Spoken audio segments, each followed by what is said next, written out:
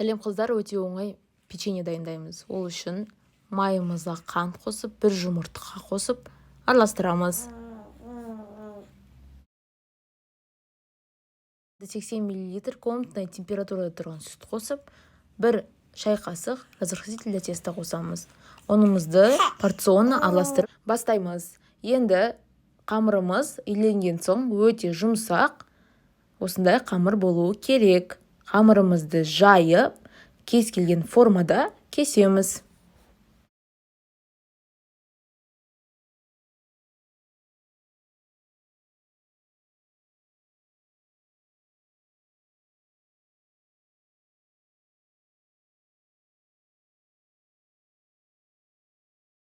Кесілген қамырды духовкаға салып, 15-20 минутта 180 градуста піседі.